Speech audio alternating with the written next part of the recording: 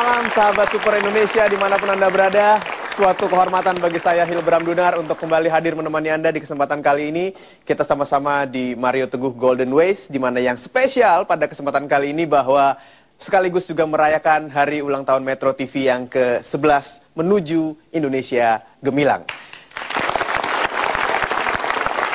Malam hari ini di Mario Teguh Golden Ways, kami akan mengajak Anda untuk berbincang-bincang mengenai sebuah topik yang diberi judul 10+1, di mana Anda tentunya sudah tidak sabar dan ingin tahu seperti apakah 10+1. Dan kalau menurut Pak Mario berarti 10 saja mungkin belum cukup. Seperti apakah yang dimaksud dengan 10+1, kita akan sama-sama ketahui untuk lebih mendekatkan diri Anda untuk mendapatkan kehidupan yang lebih baik. So it's gonna be what a wonderful world.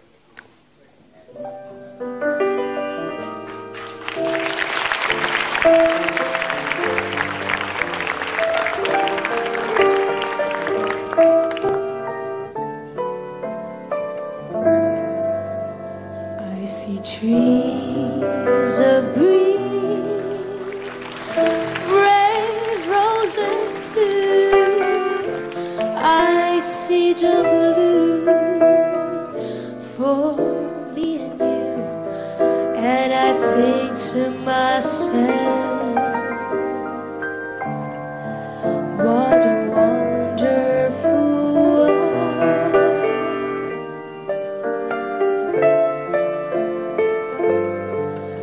I see skies of blue and clouds of white, the bright blessed day, the dark sacred night, and I think to myself, what a wonderful world.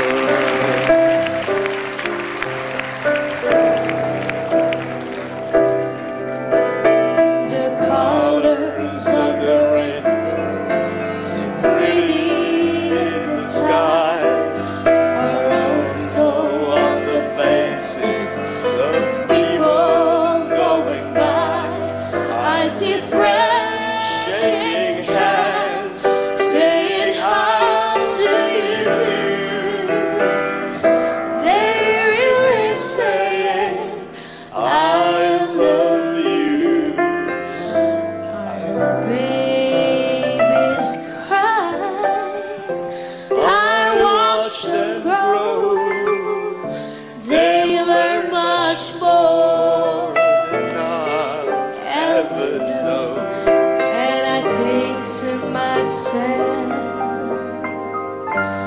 what a wonderful world.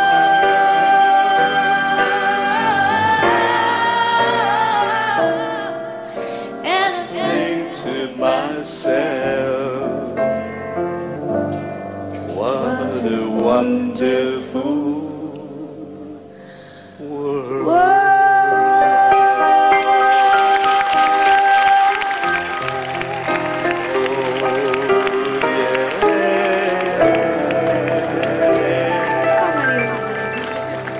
Angel luar biasa, boleh sekali lagi saya minta tepuk tangannya untuk Angel, Pak Mario Teguh. What a beautiful voice, Angel. Thank you so Terima kasih kehadirannya. Silakan, baik. Dan saya ucapkan juga terima kasih untuk Anda yang sudah hadir di studio Metro TV di kesempatan kali ini, dan juga para tamu spesial kita di kesempatan kali ini yang juga luar biasa. Saya ucapkan selamat datang untuk Pak Dahlan Iskan. Selamat malam, Pak. Kita berikan tepuk tangan untuk Pak Dahlan Iskan, Menteri BUMN, Pak Sugiharto. Terima kasih, Pak. Komisaris dari Pertamina, dan juga Mas Pepeng, salah satu penghibur terbaik yang dimiliki Indonesia. Terima kasih kehadirannya, Mas Pepeng.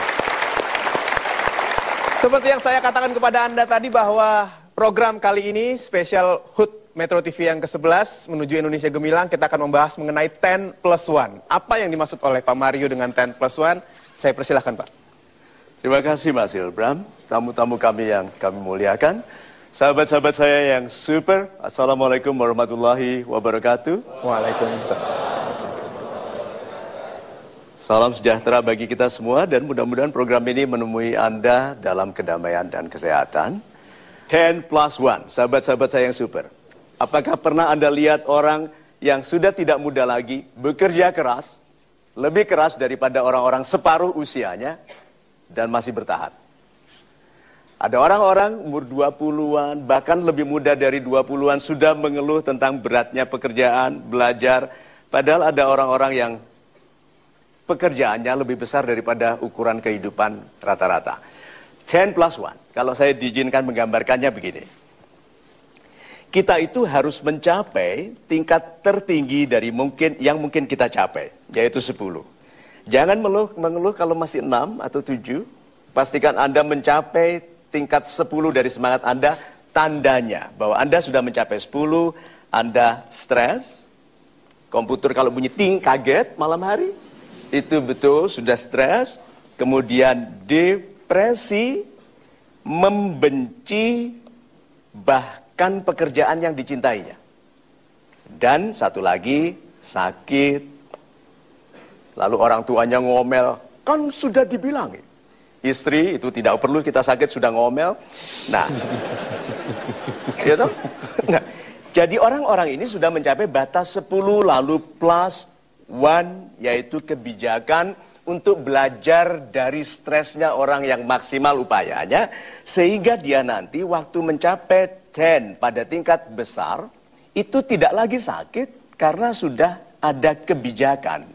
Dan orang-orang ini selalu mencapai hasil yang luar biasa karena pengalaman untuk selalu belajar mencapai tingkat-tingkat tertinggi dari kemampuannya. Jadi jangan mengeluh sebelum kita mencapai tingkat tertinggi dari kemampuan kita. Gitu. Baik Pak Mario, saya akan bertanya satu dulu mengenai program ini dari yang Pak Mario sudah gambarkan tadi. Bagaimana kalau kita sudah mendapatkan 10, stres, depresi, membenci pekerjaan yang tadinya kita sukai sampai kita menjadi sakit. Pada saat titik itu Pak Mario, apakah kita harus beristirahat dulu, berhenti, atau maju terus? Super, ini gambarannya sahabat-sahabat saya yang super. Naik membangun karir, tinggi di sini lalu sakit, itu istirahatnya orang pangkatnya tinggi loh ya. Rumah sakitnya baik, dokter-dokternya baik, obatnya baik, iya toh? Daripada di bawah sini sakit. Dukun, batu celup. Iya toh? Jadi kalau mau sakit, sakitlah yang hebat. Jadi orang besar yang sakit. Itu banyak orang yang akan datang, Bapak nggak kelihatan sakit kok. Orang-orang palsu itu banyak di atas sana. Nah.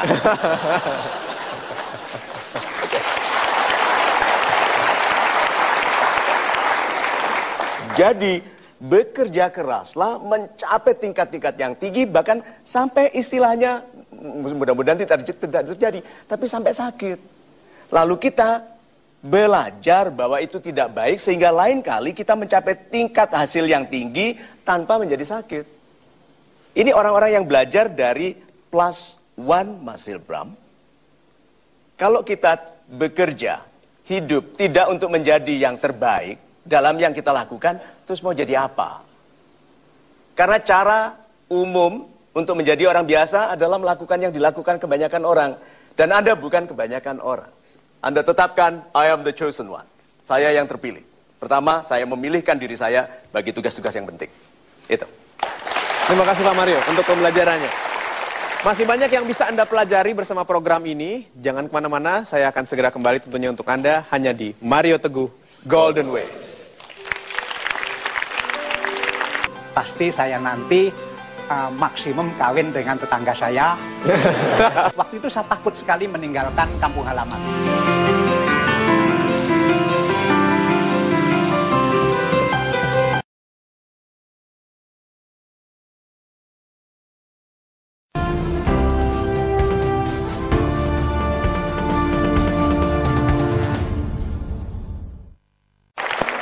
Anda masih terus menyaksikan Mario Teguh Golden Ways. Ini adalah edisi spesial HUT Metro TV yang ke-11 menuju Indonesia Gemilang berbicara mengenai 10+1. Saya Hilbram Dunar bersama Pak Mario.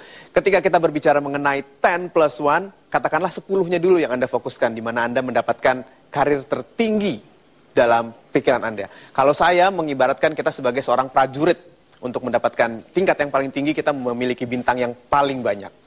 Bintang 5 mungkin Pak. Tapi misalnya ya, karir kita berbeda-beda. Bintang seperti apa Pak yang harus kita dapatkan? Apakah benar-benar menuju bintang sebanyak itu atau cukup dengan sekedar kemampuan kita? Pertanyaan yang super sekali. Orang yang paling meletihkan adalah orang yang minta nasihat. Setelah dinasehati dia bilang masalahnya tidak akan terselesaikan. Ya, itu ngeselin. Nah.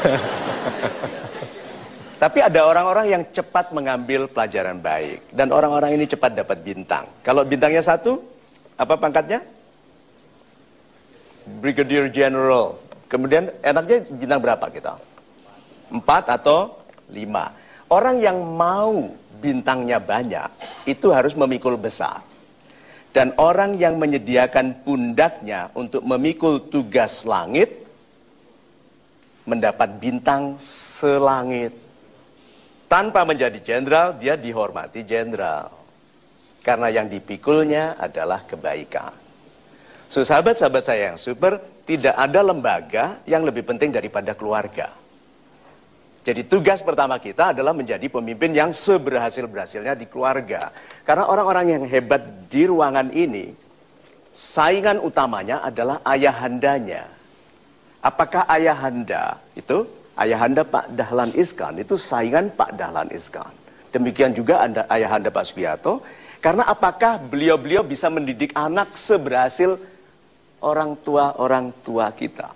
Jadi kalau gitu tantangan kepemimpinan yang sesungguhnya itu di keluarga. Lalu kita buktikan yuk kepemimpinan itu menjadikan kita pantas untuk memikul beban-beban tugas langit. Apabila hati Anda bergetar karena kalimat-kalimat itu Anda tahu Anda bukan orang biasa. Coba, sediakan pundak Anda sekarang bagi tugas dari langit. Sudah terasa pundaknya lebih besar sekarang? Dadanya lebih penuh terasa? Dan Anda bukan orang biasa. Itu. Terima kasih Pak Mario.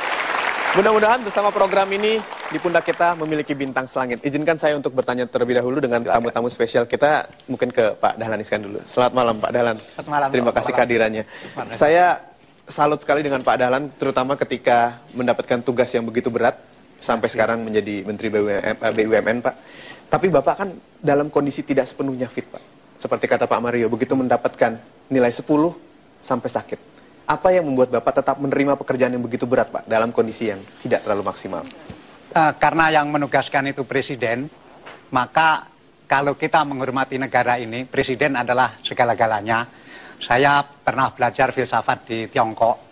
Orang Tiongkok itu kalau dikatakan sudah tidak aikwok, itu sudah cacat besar pada dirinya. Artinya tidak cinta negara. Sehingga kalau ada perintah dari Presiden itu saya anggap bagian dari kita mencintai negara.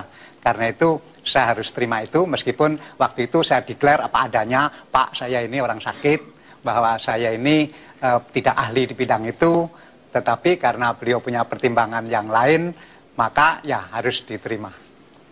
Super sekali. Tangan untuk jawaban Pak Dahlan Iskan. Waktu kami mendengar Bapak mengatakan sakit di televisi, itu kami berdoa loh Pak. Karena hanya orang yang jujur, yang akan memimpin dengan baik. Lalu kami melihat Bapak seorang pribadi yang bahkan jujur mengenai kesehatannya. Bilang saya ini orang sakit, kami berdoa Bapak supaya betul-betul Bapak berguna bagi bangsa ini di masa depan. Share with us Pak, bahagiakan kami dengan cerita bagaimana Bapak melampaui kesederhanaan hidup untuk mencapai pribadi yang penting sekarang. Saya sangat percaya kepada ajaran bahwa orang itu ketika dilahirkan semuanya sama, yaitu memiliki rasa takut. Oh super. Semua orang memiliki rasa takut itu, tetapi hanya orang-orang yang bisa mengatasi rasa takut itulah yang akan sukses.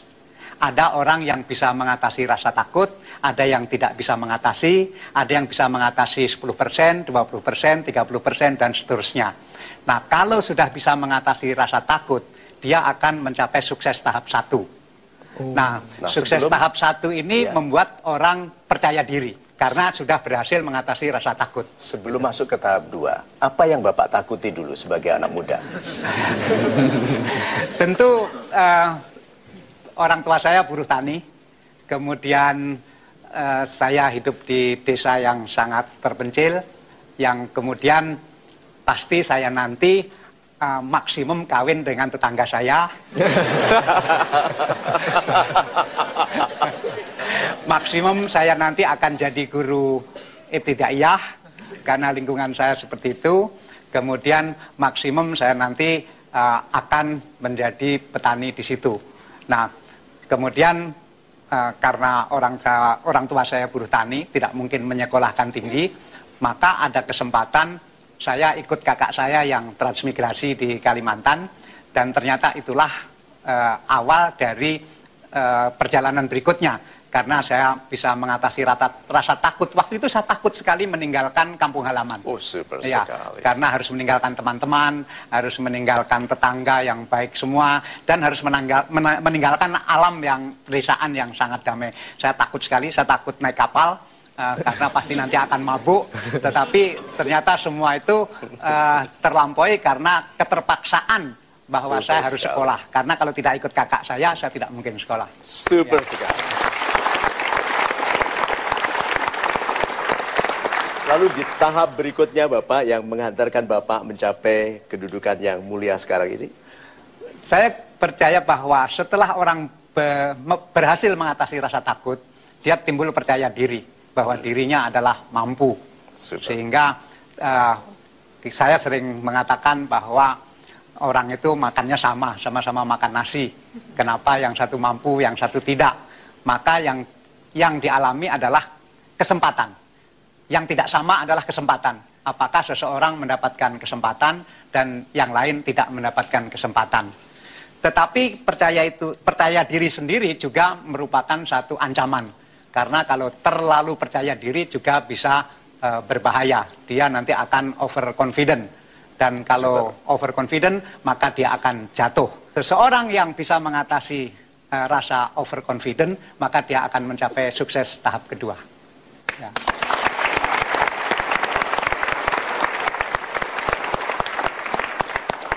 Mudah-mudahan kita melihat kristal-kristal sari dari pelajaran itu dan menyerapnya dan menjadikan kita pribadi yang ikhlas. Karena keberanian yang utama adalah ikhlas. Iya. Gitu. Ya. Satu lagi mungkin dari saya, Pak Dahlan, kalau kita berbicara mengenai program ini 10+1, setelah itu Bapak kan harus menambah lagi Pak, +1, tambah satu lagi untuk menjadi yang lebih cemerlang Pak. Apa yang Bapak lakukan? Memang setelah bisa mengatasi overconfident, maka dia akan mencapai satu tahap yang mantap, tetapi tetap akan ada lawan berikutnya.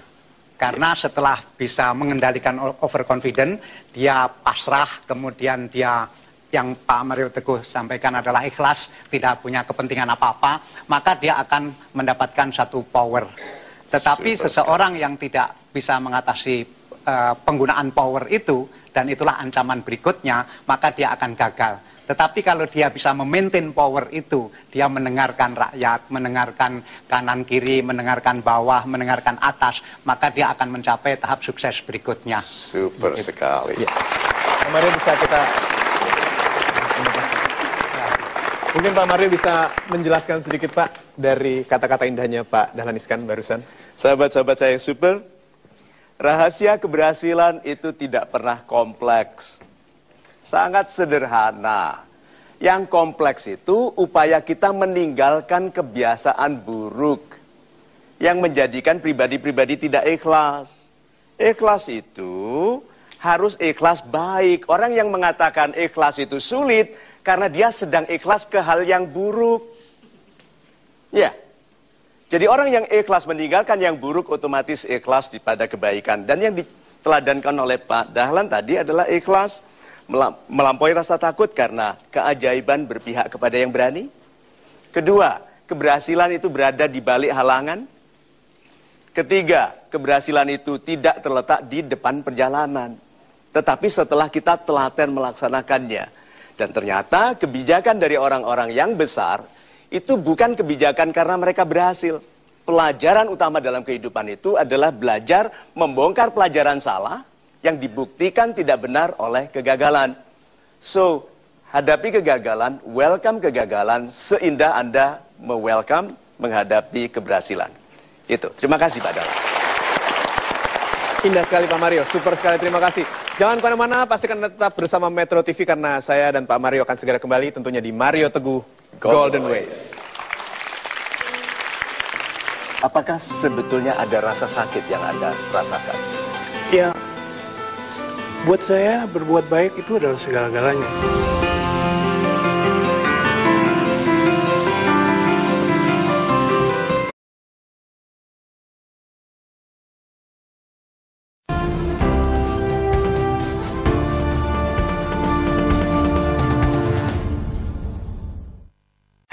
Terima kasih Anda masih terus menyaksikan Mario Teguh Golden Way. Stand 10+1 adalah topik kita di kesempatan kali ini. Untuk bisa mendapatkan 10 saja sudah menjadi pribadi yang super. Apalagi kalau kita menambah satu lagi menjadi +1. Ini menjadikan kita pribadi yang apa Pak? Hebat Pak, jiwa-jiwa yang luar biasa. Nah, untuk tempat sebagai jiwa-jiwa yang hebat ini sebenarnya ada di mana sih Pak Mario? Super sekali Mas Hilbram. Sahabat-sahabat saya yang baik hatinya, yang kebaikan hatinya mengindikasikan kebaikan rezekinya. Jiwa-jiwa yang hebat itu selalu jiwa-jiwa yang disiksa oleh kontradiksi. Tidak ada orang-orang hebat itu datang dari kedamaian karena tidak ada masalah. Jiwa-jiwa yang hebat itu selalu hidupnya digapit oleh kontradiksi antara, saya bacakan saja, antara kepastian dan ketidakpastian. Antara keyakinan dan keraguan. Antara keteraturan dan kekacauan. Selalu mereka terjepit di sana. Dan antara keberhasilan dan kegagalan. Semakin besar kemungkinan mereka gagal, semakin besar kehidupan mereka. Sehingga nasihatnya, kelihatannya orang-orang yang berani gagal besar, itu keberhasilannya besar. Contohnya saja, kalau saya bertanding melawan Mike Tyson, kenapa ketawa? Ini serius, coba pikirkan lagi, tolong bersahabatlah sebentar, oke? Kalau saya melawan Mike Tyson, seberapa besar kemungkinan saya menang?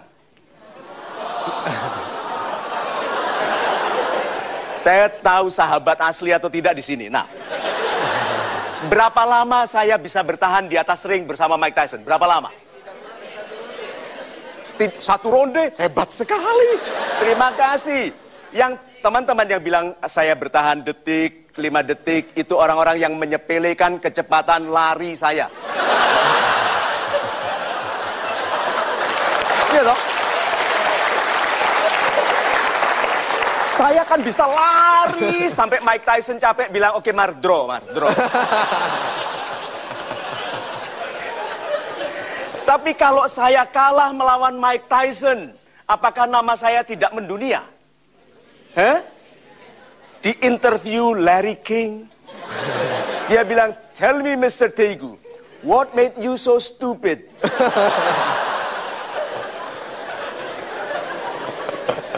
Kalau mau gagal, gagal besar, dan orang-orang hebat itu menaruh dirinya di kemungkinan gagal besar. Itu sebabnya mereka berhasil besar. Itu. Terima kasih. Sekarang kita ke tamu spesial kita di kesempatan kali ini berikutnya yang sangat 10+1 kalau menurut pandangan kami, yaitu Mas Pepeng. Boleh saya minta tepuk tangan?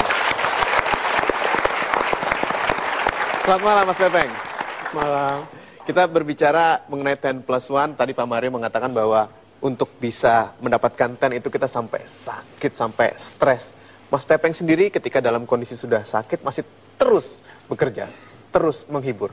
Kenapa bisa begitu Mas Pepeng? Kalau saya dengan istri saya menggali sesuatu yang namanya inner child. Inner child. Inner child. Kalau inner child itu jiwa anak-anak yang harus selalu dihidupkan. Anak kecil tuh nyungsep kotlak, asal lehernya nggak patah dia bangun. Iya kan? Iya. Dia nanya melulu. Tapi kalau childish, kesenggol dikit marah. Semua diomelin, disebut nama semuanya. Bagus.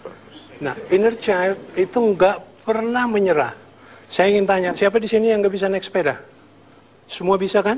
Iya. Pernahkah Anda saat kecil belajar naik sepeda, Anda ngelamun selama 2 jam, gimana caranya naik sepeda? Nggak mungkin. Begitu Anda nyusruk, jatuh, husrak. Naik lagi. Mau laki, mau perempuan, seperti itu. Itu inner child. Dan inner child itu sekarang masih hidup di Mas Pepeng. So, Mas Pepeng. Nah, apa yang bisa Anda, jadi bagaimana cara Anda menggunakan diri yang spontan, yang tulus, yang selalu ingin tahu itu bagi kehebatan kehidupan? ya, buat saya berbuat baik itu adalah segala-galanya. Dan berbuat jujur, kalau orang Madura bilang, "Bakna kau tuh jujur mentanja hancur." Maksudnya harus jujur, kalau nggak hancur. Super sekali. Dan itu betul dari Madura ya? Iya, Oke. asli. Asli. Oke.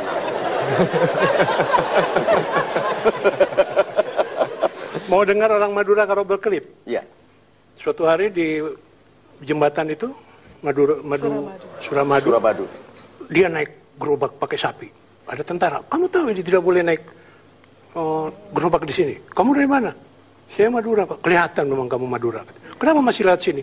Saya Madura, Pak, tapi sapi saya Jawa, Pak.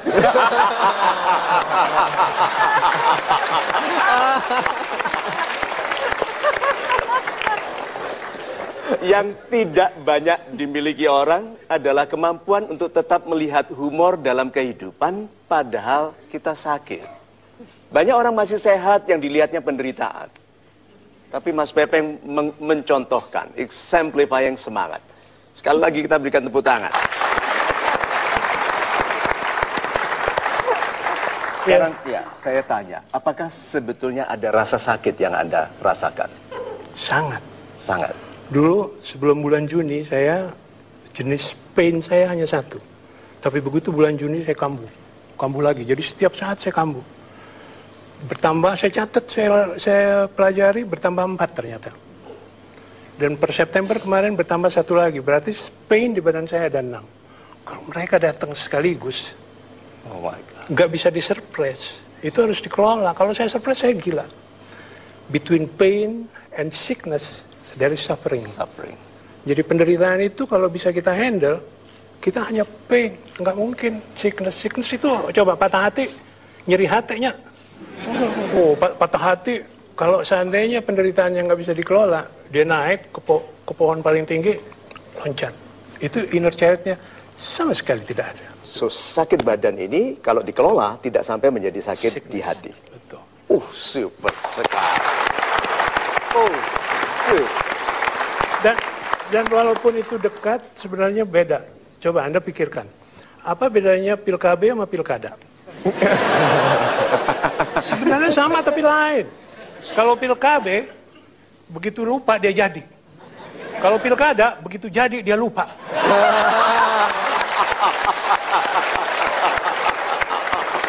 Mas Pepeng, boleh saya tanya satu lagi ke Mas Pepeng, kalau kita berbicara mengenai 10+1, ini satunya, berarti next ini Mas Pepeng masih akan terus berkarya.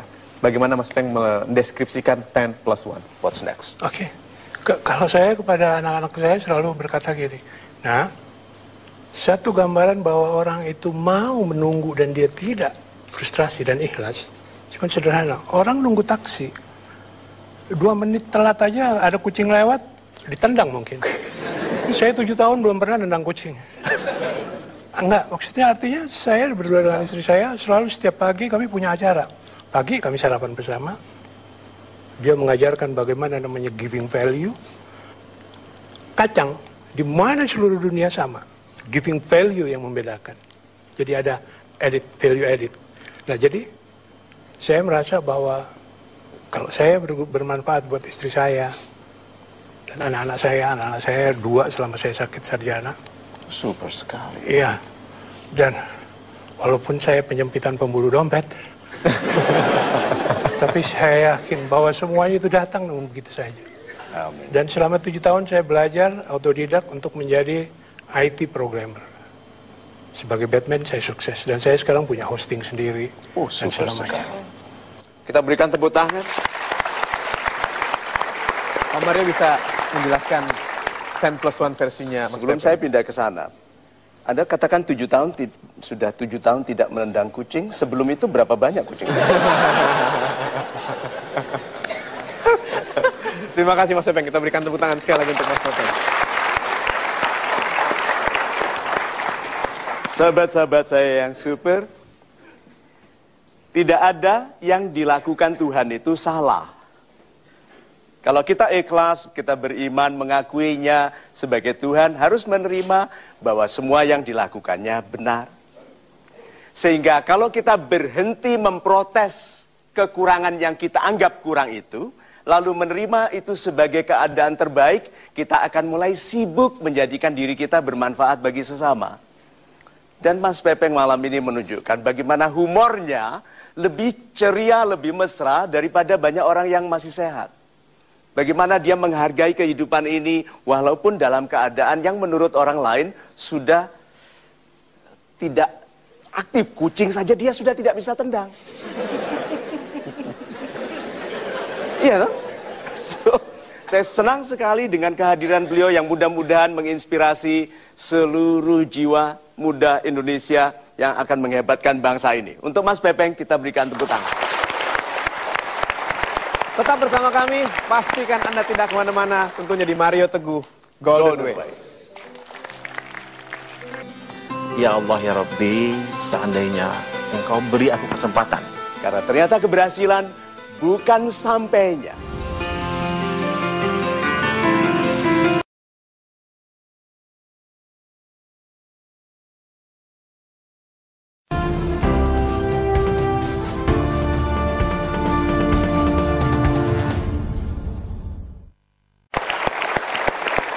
Masih mengajak Anda untuk berbincang mengenai 10+1.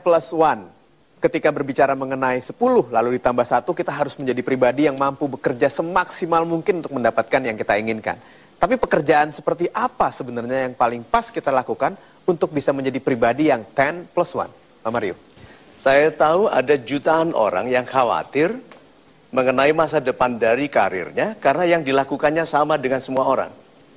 Nah, sahabat-sahabat saya yang super, saya mau share, mau berbagi satu rahasia semangat keberhasilan. Oke, jangan berkedip karena ini setengah kebatinan. Semangat bekerja tidak lebih penting daripada semangat mempekerjakan. Orang yang bekerjanya dengan niat untuk mempekerjakan orang lain, tidak lama akan menjadi pemimpin, tidak lama kemudian akan menjadi pemilik.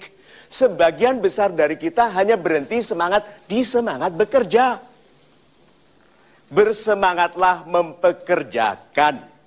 Karena tugas pertama Anda adalah mempekerjakan dirinya sendiri.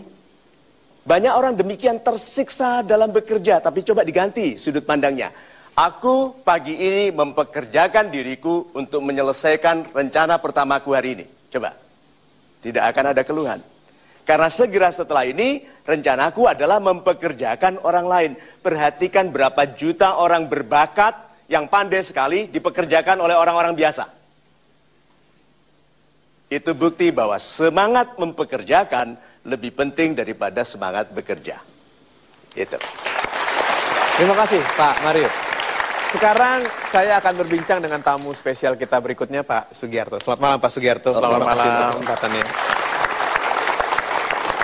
Kalau tadi diambil dari kalimat Pak Mario yang berkata kita harus bekerja lalu mempekerjakan mulai dari diri sendiri, lalu ke orang lain, Pak Sugiarto juga bicara mengenai nilai-nilai pekerjaan luar biasa Pak dari awal. Apa yang membawa Bapak bisa sampai ke posisi seperti sekarang Pak? Salam super Pak Salam Mario. super Bapak. Senang sekali Bapak bisa Terima hadir. kasih, sebuah kehormatan bisa hadir pada malam hari ini. Kalau boleh saya membagi ke dalam 3 fase kehidupan saya. Ya. Masa anak, kemudian masa remaja, kemudian masa professional development. Oke. Oke. Dan pengabdian. Ya. Masa anak-anak saya berada di Kawah Canda di Muka karena hidup dari keluarga yang sangat sederhana. Ya. Saya menganggap IQ saya rendah karena memang saya kurang gizi pada waktu itu. Sulit dipercaya. Hari ini berkelebihan gizi. Karena dulu kering kerontang, kurus.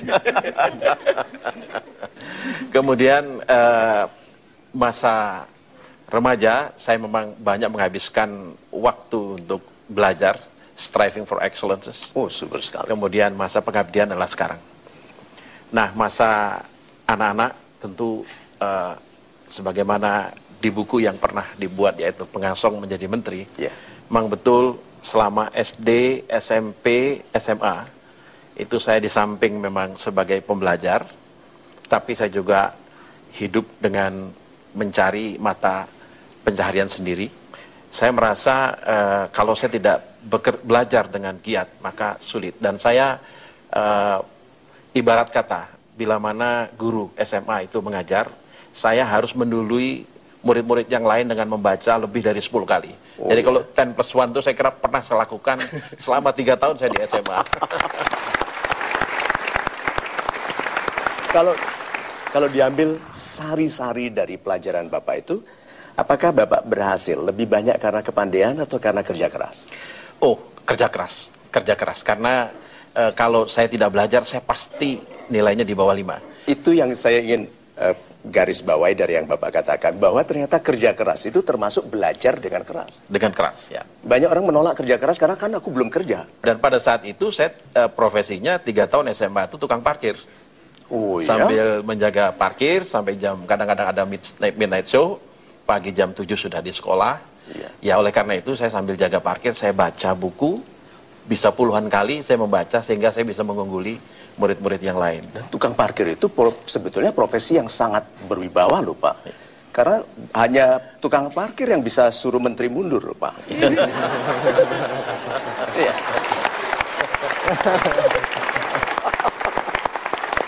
Dari saya mungkin satu Pak Sugiharto. Kalau saya dengar cerita Bapak bagaimana perjuangan Bapak dari awal itu kan sangat melelahkan Pak kalau kita sebagai manusia yang biasa mendengarnya. Tapi apakah Bapak pernah merasa letih dan ingin beristirahat atau menyerah? Apa yang Bapak lakukan ketika rasa itu datang? Pada suatu hari saya bergelantungan di atas bis kota dari Tanjung Priuk ke arah Karet Tengsin.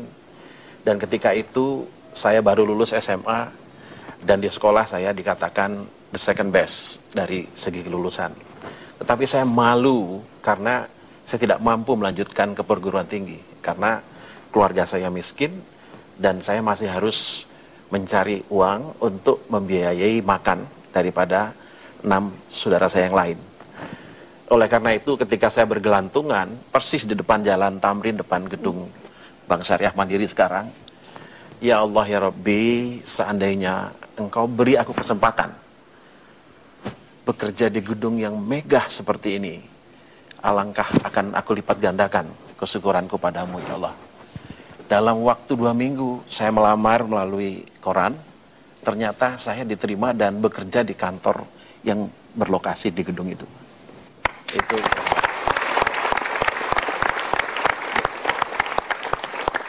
Dan karena itu maka kesyukuran dan kesabaran itu adalah salah satu panglima hati saya sampai detik ini. Dan mudah-mudahan selamanya. Super sekali.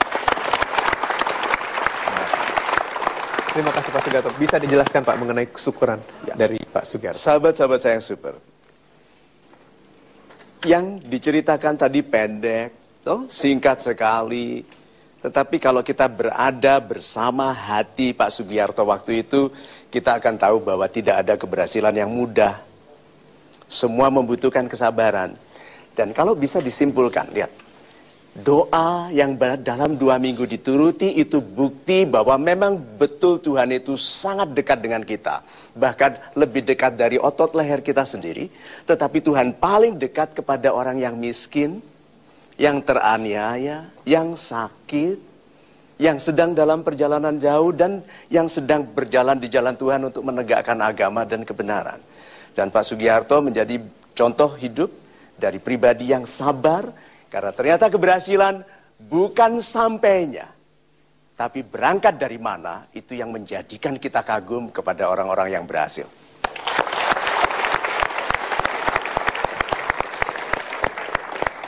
Baik, dan saya harapkan Anda tidak kemana-mana menuju keberhasilan, tetap bersama kami, di mana kami akan segera kembali tentunya hanya di Mario Teguh Golden Ways. Kami pernah tinggal di garasi. Kami pernah punya uang kurang dari 100.000.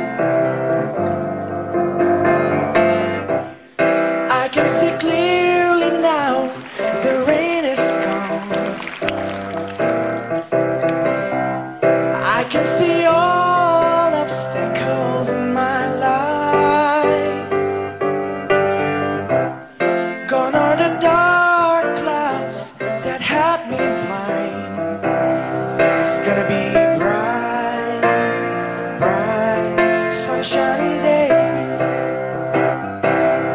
It's gonna be bright, bright, sunshine day.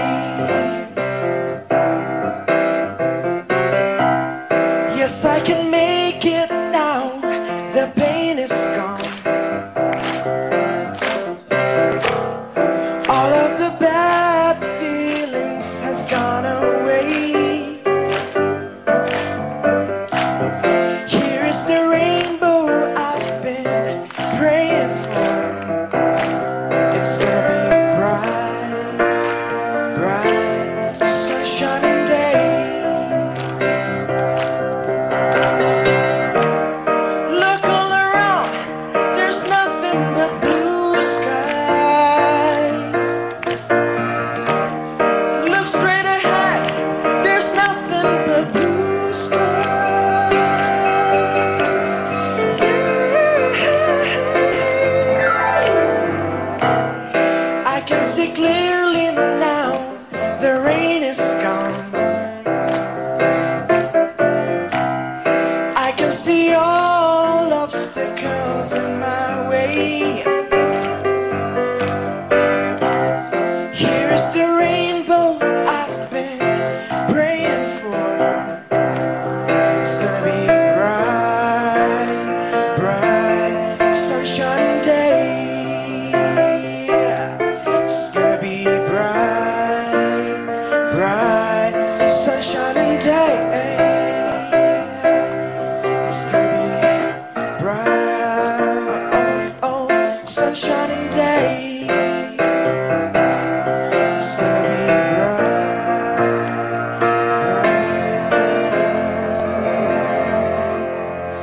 sunshine day.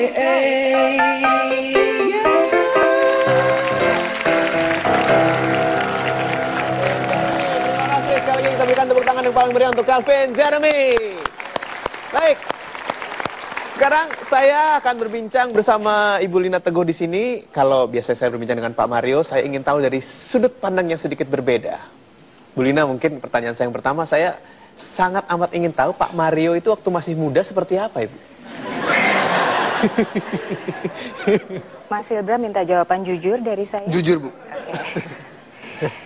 Pak Mario muda dengan sekarang tidak jauh beda.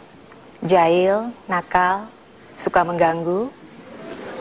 Punya aja jawaban untuk apa saja. Ya, jadi saya sebut beliau itu the master of alasan.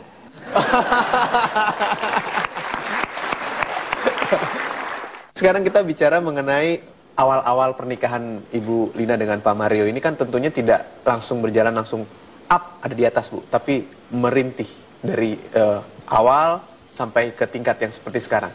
Yang paling sulit dulu masa seperti apa sih, Bu? Di awal pernikahan kami, beliau itu resign dari bank, di mana beliau sudah mencapai posisi vice president dan semuanya beliau tinggalkan. Dan saya waktu itu juga baru kembali dari luar negeri, sehingga kaget dengan kehidupan di Jakarta seperti itu, menikah, suami yang memutuskan untuk berhenti berkarir di bank. Jadi itu seperti istilahnya memulai karir barunya dan memulai rumah tangga baru. Kami pernah tinggal di garasi, kami pernah punya uang kurang dari 100.000 untuk bertahan hidup. Tapi karena suami saya memiliki keinginan untuk menjadi lebih berguna bagi lebih banyak orang, saya menuruti apa yang beliau inginkan. Memulai dari bawah. Seperti yang beliau katakan, memang susah, tapi katanya saya pinter melihat potensi.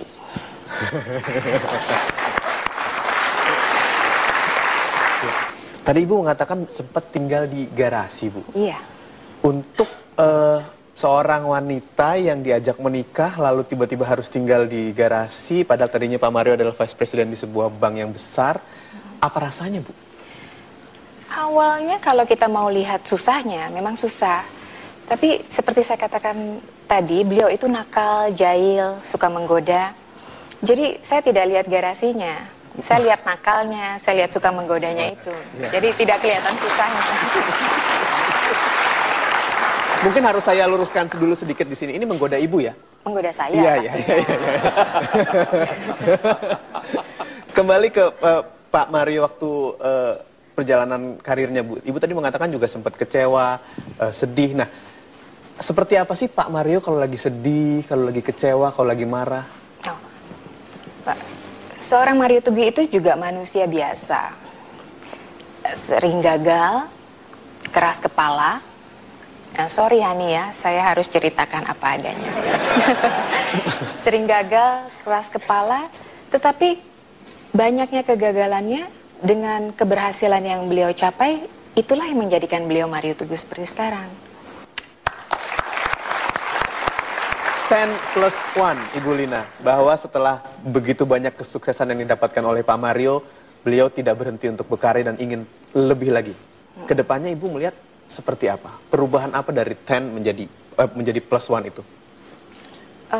Sifat beliau yang paling saya kagumi adalah beliau tidak pernah berhenti sebelum capek. Bahkan setelah capek pun beliau tidak berhenti. Itulah dimana saya lihat beliau betul-betul menjalankan 10+1 seperti yang diambil topiknya malam ini.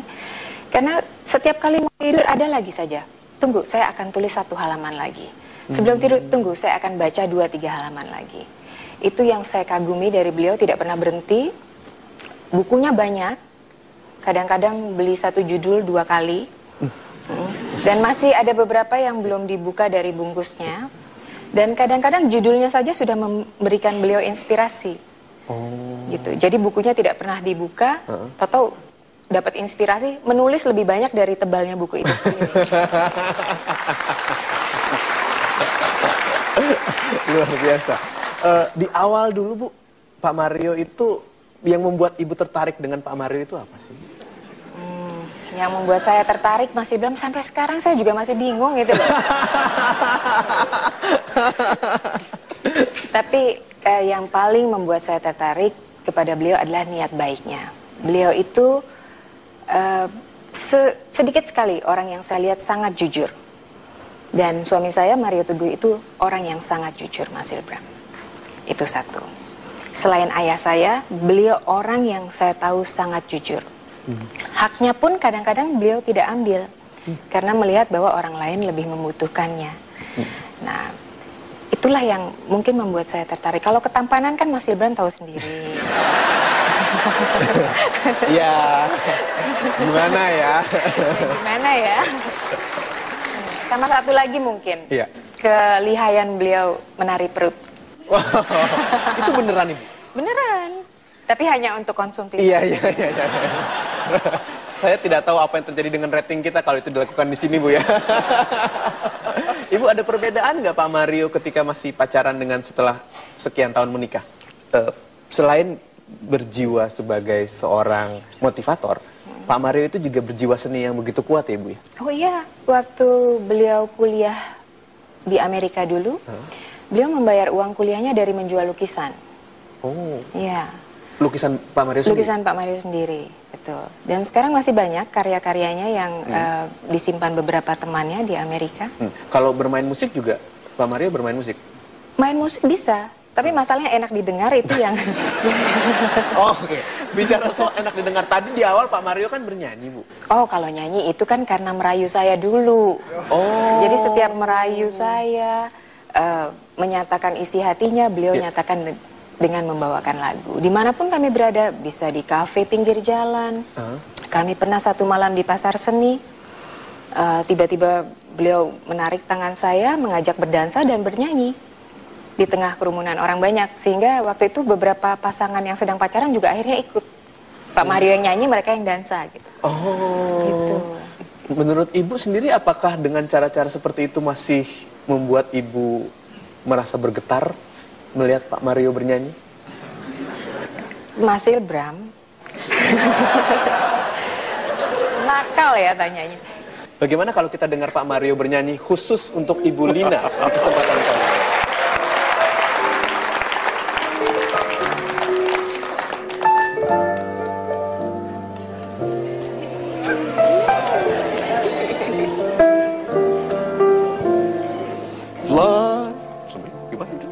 Gimana dulu? Saya dulu kalau ke kafe dimanapun, ada Ibu Lina, di situ saya tinggal ke depan, lalu saya minta pianonya main. Fly me to the moon. Fly me to the moon and let me sing along the sky. Let me see what spring is like on Jupiter and Mars. In other words, hold my hand.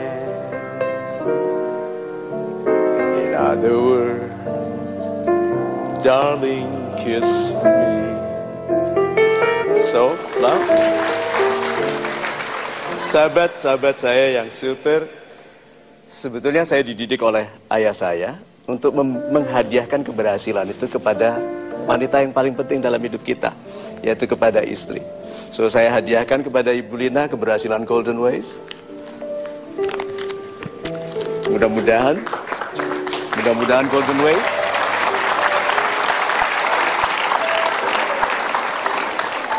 Golden Ways tetap bisa melayani saudara-saudara kita di seluruh dunia, di Indonesia terutama. Terima kasih. Amin. Jadilah orang-orang yang menyiapkan diri bagi seanggun-anggunnya pensiun. You are the show. Jangan lupa, you are the show. Itu.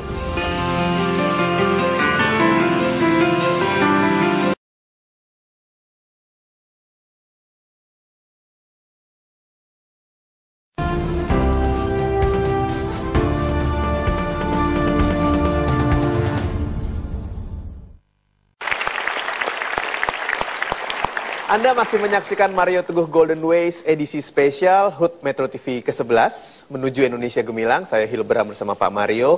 Karena ini edisi yang spesial, maka ada yang spesial juga yang akan kami hadirkan kepada Anda, di mana memberikan kesempatan untuk bertanya langsung kepada Pak Mario Teguh yang sudah kita rekam lewat sebuah liputan. Kita lihat pertanyaan yang pertama. Ini dia.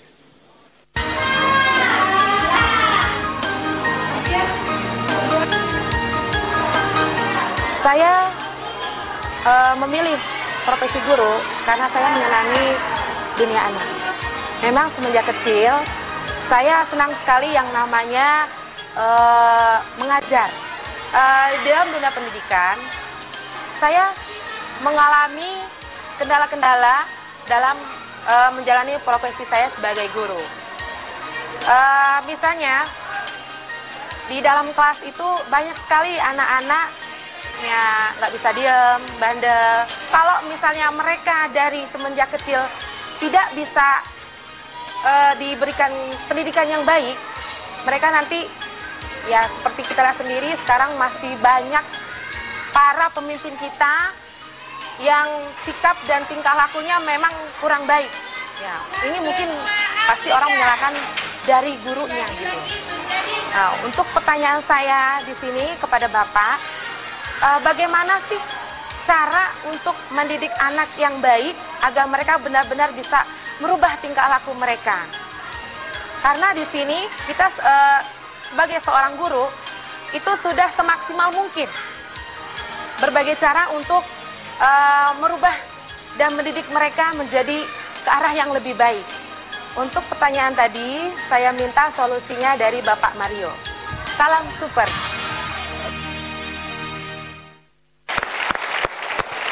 Ya, baik. Terima kasih untuk pertanyaannya, Ibu Neneng. Bagaimana caranya untuk mendidik anak dengan baik? Silahkan, Pak Mario. Terima kasih, Ibu Neneng. Tadi Pak Sugiarto dengan jelas sekali menyampaikan keteladanan orang tua beliau, bahwa orang tua itu diharapkan berbicara sebesar-besarnya, seindah-indahnya mengenai harapan dan standar kebaikannya di depan anak-anaknya, walau anak-anaknya belum mengerti. Guru itu orang tua, sahabat, kakak, atau siapapun yang kita ambil pelajarannya, guru is the gate to the riches of the world. Guru itu gerbang menuju kekayaan dunia. Kekayaan ilmu, kekayaan kebijakan, kekayaan termasuk materi finansial. Nah, guru harus tahu bahwa you are the show. Pelajaran Anda tidak lebih penting daripada Anda. Jangan mencoba mengajarkan sesuatu yang menarik dengan menjadi pribadi yang tidak menarik. Pribadi yang mengancam, pribadi yang mencubit, memukul, atau merendahkan, atau membanding-bandingkan. Ada tuh orang tua yang membandingkan ke anaknya, itu tetangga kita lebih miskin dari kita, makan kurang, belajar lebih baik daripada kamu. Pernah dengar begitu? Ya, lalu anaknya bilang, ambil aja anak itu. Ya. Jadi kalau begitu, the first duty of a teacher, tugas pertama dari seorang guru adalah menjadikannya pribadi menarik. You are the show, not the show. You are the show. Saya paling khawatir orang presentasi menggunakan PowerPoint, ruangan digelapkan, lalu hanya melihat A, B, C, setelah nyala baru terima kasih. Begitu? Ya, you are the show. Sahabat-sahabat saya yang super, lihat diri Anda sebagai pribadi yang harus menjadi orang yang membuat orang tertarik melalui Anda menuju dunia. Guru itu pintu menuju dunia. Maka dia harus datang dengan, contohnya guru-guru di Indonesia, di seluruh SD, SMP, SMA. Kalau mulai hari ini, pagi-pagi menyambut muridnya, selamat pagi anak-anak. Coba, itu muridnya pagi sudah menunggu gurunya, selamat pagi. Karena telah terbukti, pelajaran paling penting di kampus saya dulu diabaikan oleh mahasiswa yang dosennya tidak menarik. Pelajaran yang paling menyiksa, yang paling gak ada gunanya, itu ramai dikunjungi mahasiswa karena dosennya pelawak. You are the show. Jangan lupa, you are the show. Itu.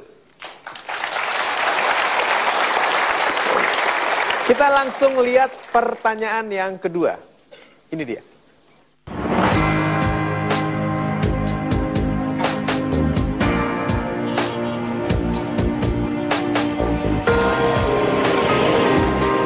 Salam super Pak Mario. Nama saya Marioto. Saya sebagai penjaga pintu perlintasan kereta api. Dan saya sudah bekerja selama hampir 35 tahun. Berhubung saya hampir menghadapi Purna Bakti, mohon pada Bapak untuk diberikan solusi untuk saya ke depan karena saya akan menghadapi pensiun. Karena saya melihat dari kawan-kawan saya banyak yang mengalami kebingungan mencari solusinya. Mohon solusinya Pak. Salam super. Terima kasih Pak. Terima kasih Pak Marioto untuk pertanyaannya. Saya persilahkan kepada Pak Mario untuk menjawab. Pak Marioto, nama kita mirip. Sahabat-sahabat saya yang super. Pak Marioto, Anda dengarkan sebentar ya sebelum saya menjawab pertanyaan Anda. Mas Hilbram, berapa Mas Hilbram akan bayar untuk keselamatan anak? Setinggi-tingginya. Setinggi-tingginya. Keselamatan ibunda? Sama. Istri? Apalagi? Adik? Iya, boleh deh. Orang tua? Itu paling utama, Pak. Good. Adik kenapa tadi kok murah? Karena saya nggak punya adik, Pak. Oh, nggak punya adik. Lalu keluarga Anda itu ada di dalam kereta api. Berapa Anda bayar orang yang memastikan perjalanannya selamat? Itu sebabnya kalau pemerintah mencintai rakyatnya, perhatikan kesejahteraan orang-orang yang penting bagi keselamatan saudaranya. Seperti penjaga palang pintu kereta api. Untuk itu kita berikan tepuk tangan untuk orang-orang yang berjasa. Persiapan untuk pensiun itu jangan dipikirkan hanya sebelum pensiun. Indonesia diisi oleh jutaan orang, saya tulis ya, orang muda yang tujuannya adalah pensiun.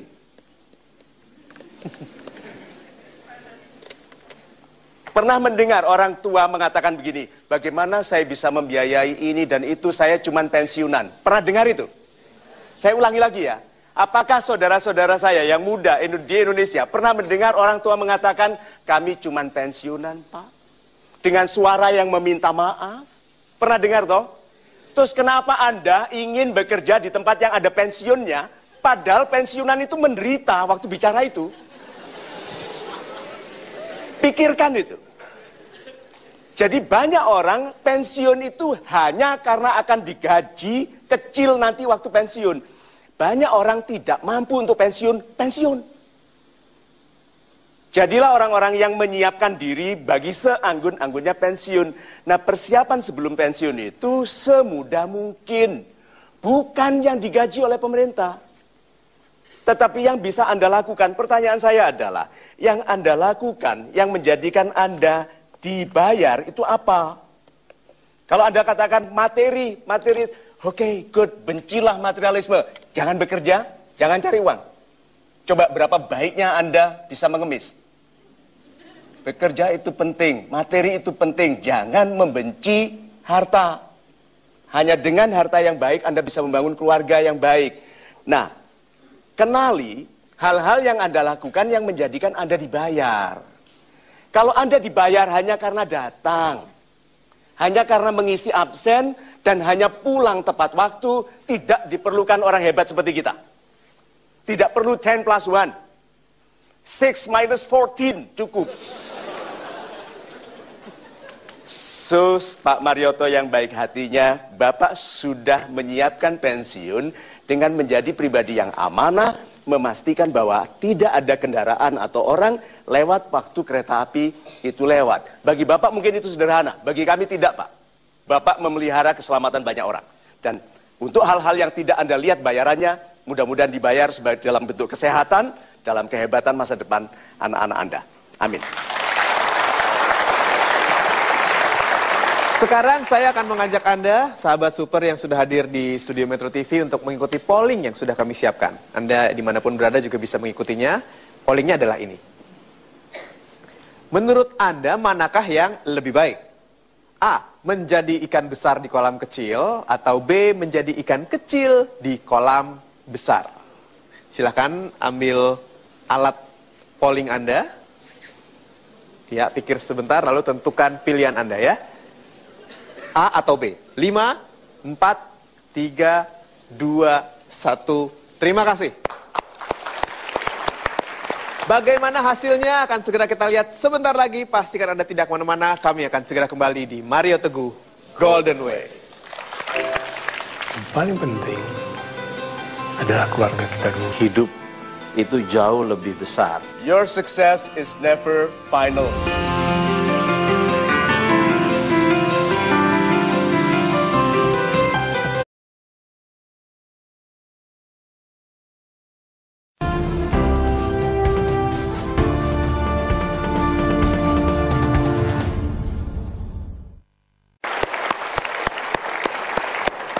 Langsung saya akan mengajak Anda untuk melihat hasil polling yang sudah diikuti oleh sahabat super yang hadir di Studio Metro TV. Mungkin sama dengan jawaban Anda, mungkin juga tidak. Tapi inilah hasilnya. Pertanyaannya adalah, menurut Anda manakah yang lebih baik? A. Menjadi ikan besar di kolam kecil, atau B. Menjadi ikan kecil di kolam besar? Hasilnya yang A 34%, yang B 66%. Super sekali. Sahabat-sahabat saya yang baik hatinya, izinkan saya bertanya dulu ke Mas Pepeng. Mas Pepeng yang baik hatinya, Anda pilih yang mana? A, yaitu menjadi ikan besar di kolam kecil. Apa alasannya? Saya selalu bercerita kepada anak saya. Dan kalau seandainya berdiskusi itu mengatakan bahwa yang paling penting adalah keluarga kita dulu. Jadi kita besarkan keluarga, kita kuat, dan suatu saat akan ada orang yang melihat bahwa kita sudah terlalu besar untuk tetap di situ. Oh, super sekali. Dan satu hal yang benar-benar saya lakukan, saya dalam sakit seperti ini, orang bertanya, Mas Pepeng udah siapkan nih semuanya? Enggak, saya cuma buat anak-anak dan istri saya saja. Kalau seandainya Anda mendengar, mungkin saya udah terlalu besar di rumah ini. Gitu. Super sekali.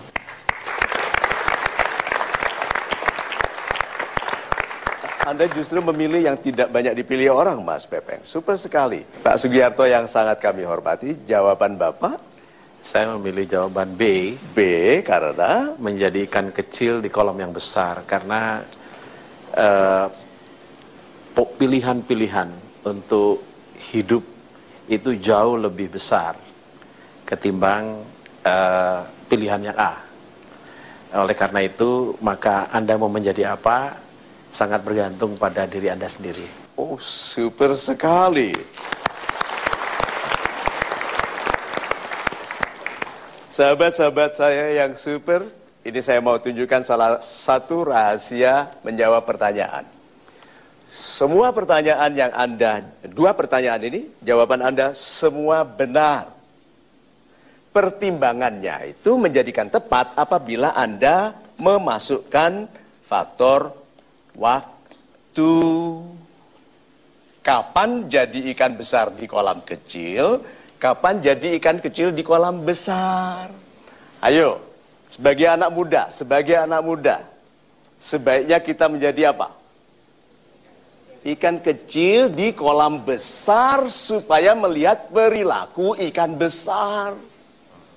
Apa saja yang ada di kolam yang besar, beda air, temperaturnya, toh, kemudian pengaruh. Di kolam besar, di kolam yang besar, kita sebagai ikan kecil menghasilkan pun tidak akan dikenali orang karena ikan besar goyang sedikit, ombaknya besar, toh. Lalu setelah lebih mapan, pindahlah sebagai ikan besar di kolam kecil untuk membesarkan kolam kecilnya. Karena Anda tidak mungkin belajar kehebatan ikan-ikan besar di kolam kecil. Makalah bukalah pandangan ke dunia. Melalui guru-guru Anda, melalui agama, melalui penuntun-penuntun kehidupan, lalu jadikan diri Anda murid di situ yang ikhlas untuk mempelajari cara-cara menjadi pemimpin. Setelah itu, besarkanlah wilayah di mana Anda memimpin. Itu. Sekarang saya akan berikan kesempatan kepada sahabat super yang hadir di studio untuk bertanya. Silakan angkat tangan Anda. Bapak. Terima kasih. Assalamualaikum warahmatullahi wabarakatuh. Waalaikumsalam warahmatullahi wabarakatuh. Salam sejahtera untuk kita semua. Pak Mario, Yes, Bapak.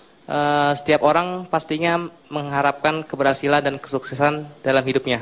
Ya. Pertanyaannya, apa lagi yang mesti kita lakukan apabila kita telah mencapai keberhasilan dalam hidup kita? Terima kasih.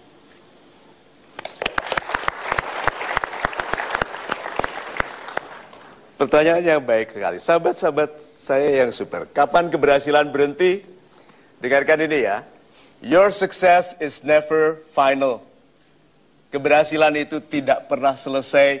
Pak Sugiarto masih kuliah, masih belajar, masih menulis buku. Padahal beliau sudah berhak untuk pensiun.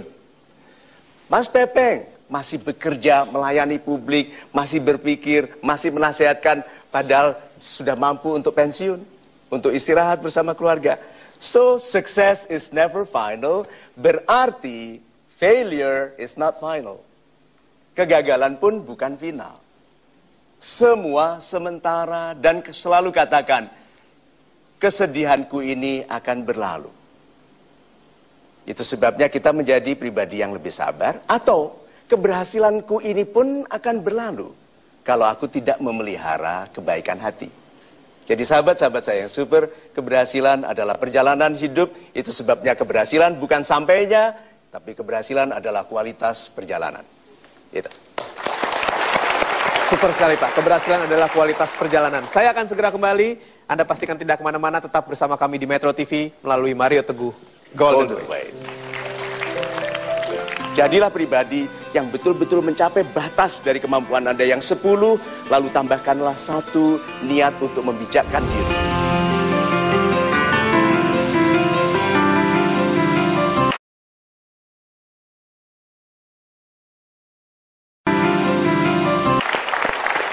Saya harap Anda sudah semakin dekat menjadi pribadi yang lebih super, menjadi pribadi yang lebih cemerlang, menjadi pribadi yang 10+1. Yang harus Anda lakukan mulai besok mungkin adalah bekerja lebih keras. Tapi masih ada satu masalah lagi mungkin. Ketika Anda mulai atau ingin menentukan pekerjaan berikutnya, ada kekhawatiran apabila pekerjaan Anda menghasilkan sesuatu yang tidak pasti atau bahkan nyaris membahayakan pribadi Anda. Apa yang harus dilakukan kalau kita ragu akan hasil dari pekerjaan kita, Pak? Super sekali Mas Hilbram. Ingin saya langsung buat polling nyata ya. Langsung angkat tangan orang yang lebih memilih pekerjaan yang hasilnya pasti. Tolong angkat tangan. Yang berani memilih pekerjaan yang hasilnya belum tentu. Oh, ini orang-orang golden ways, betul-betul nih. Sahabat-sahabat saya yang super. Pekerjaan-pekerjaan hebat adalah yang hasilnya selalu berada dalam ketidakpastian. Pekerjaan yang hasilnya pasti biasanya kecil hasilnya. Ya, yuk saya dan Mas Hilbram melamar menjadi pemungut daun di taman rumah orang lain. Pasti dapat pekerjaannya? Lebih pasti. Hasilnya kecil, apalagi dia ambil daunnya lebih cepat dari saya. Tetapi coba sesuatu yang besar. Pasti hasilnya? Tidak, itu sebabnya Tuhan berperan dalam upaya besar. Orang-orang yang maunya kecil, Tuhan katakan, kamu tidak perlu bantuanku. Saudaramu yang paling lemah pun bisa membantumu. Kalau yang kamu coba itu besar, beresiko dan belum tentu menghasilkan, tetapi niatmu adalah membahagiakan Tuhanmu melalui proses membahagiakan sesamamu, I will be behind you. Kan Tuhan mengatakan begitu, you're walking on my way, you jalan di jalanku, aku berjalan bersamamu. Bayangkan itu. Jadi jangan lakukan sesuatu yang kecil hanya karena Anda ingin hasilnya pasti. Anda akan dapatkan karena yang Anda cari itu yang Anda dapat. Cari yang besar, cari yang penting bagi sesama. Hadiahkan diri Anda bagi penggunaan Tuhan. Kalau Tuhan menggunakan Anda, tenaga Tuhan yang mengalir di badan Anda itu menjadikan Anda lebih besar daripada ukuran kemanusiaan Anda. Minta sesuatu yang besar, lakukan sesuatu yang besar, coba sesuatu yang besar, berdoalah dan bersabarlah untuk hasil yang besar. Itu. Kalau kita bicara mengenai hasilnya Pak, apabila beresiko begitu kuat dan nyaris membuat kita gagal, bagaimana Pak? Sahabat-sahabat saya yang super, malapetaka yang penting itu malapetaka yang nyaris. Orang nyaris kejatuhan meteor itu sangat terkenal. Dia tuh ada meteor jatuh, boom, gitu. Terus dia bilang, masih lengkap ya? Gitu. Oh, itu dia terkenal sekali. Lalu dia bisa cerita. Berarti orang-orang yang hebat itu hidupnya di garis yang disebut nyaris. Menggigit lebih besar dari kemampuannya mengunyah. Meminta tugas lebih besar dari kemampuannya. Itu kan nyaris, berjanji lebih dekat daripada kemampuan kita menyelesaikan. Itu nyaris. Nah, orang-orang yang berada di dalam garis yang nyaris, kelihatan hidupnya berbahaya. Tetapi lihat ya, manusia itu mempunyai kemampuan yang hebat untuk menyesuaikan diri. Golden Ways ini, menyelenggarakan Golden Ways ini bagi saya waktu saya umur 25 tahun, itu sangat berbahaya. Bahaya malu, bahaya salah, bahaya kami sosolen. Kami sosolen itu ini dan itu jadi inu. Benar dan betul jadi benul, begitu kan? So, karena saya sudah tua berlatih, jadi yang nyaris jatuh itu tidak lagi. Berarti kalau begitu, jadilah pribadi-pribadi yang tidak takut mendekati hal-hal yang berbahaya. Bukan dalam artian main-main petasan, bom, bukan itu. Buang rokoknya, masukkan petasannya, bukan itu. Iya toh? Tetapi ada resiko malu karena tidak bisa memenuhi janji. Ada risiko harus membiayai proyek itu dengan uang pribadi. Karena janji kita tidak bisa dipenuhi. Orang-orang yang hidup dalam garis yang nyaris ini selalu dihadiahi dengan baik. Karena orang-orang yang bekerja dalam risiko sebesar itu tidak mungkin pamrihnya jelek. Zero pamrih. Pamrih terindah adalah tidak adanya pamrih. Karena tidak adanya pamrih dari manusia adalah seutuh-utuhnya pamrih kepada Tuhan. Dan orang-orang yang zero pamrih dalam melayani sesamanya akan dianugerahi kehidupan yang baik. So, kesimpulan dari 10+1. Sahabat-sahabat saya yang super, jangan jadi pribadi biasa. Karena Anda akan diperlakukan biasa. Jadilah orang biasa yang melakukan hal-hal yang tidak biasa. Kalau Anda berjalan seperti orang lain, Anda tidak akan dilihat. Tapi kalau Anda berjalan dengan cara-cara yang aneh, Anda diperhatikan. So, lakukanlah sesuatu yang lain. Dan itu satu-satunya syaratnya adalah berani. Menjadikan diri Anda masuk ke wilayah-wilayah yang selama ini tidak nyaman. Jadilah pribadi yang betul-betul mencapai batas dari kemampuan Anda yang 10, lalu tambahkanlah 1 niat untuk membijakkan diri. 10 plus 1. Itu. Super sekali, terima kasih Pak Mario. Edisi spesial Mario Teguh Golden Ways HUT Metro TV ke-11 menuju Indonesia yang gemilang sudah sama-sama kita saksikan. Terima kasih Anda yang sudah menyaksikan program ini dan mudah-mudahan kita bisa menjadi pribadi yang lebih baik, menjadi pribadi yang lebih super, lebih cemerlang, menjadi pribadi yang 10 plus 1. Terima kasih Pak Mario. Saya Hilbram Dunar dan untuk mengakhiri perjumpaan kita di kesempatan kali ini, kita sambut sama-sama Kelvin Jeremy dan Angel.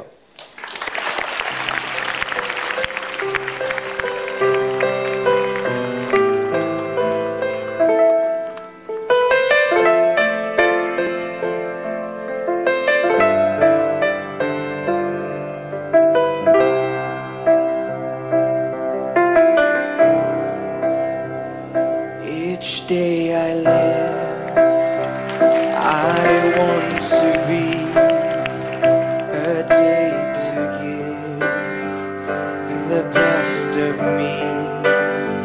I'm only one, but not alone. The best of me is yet unknown.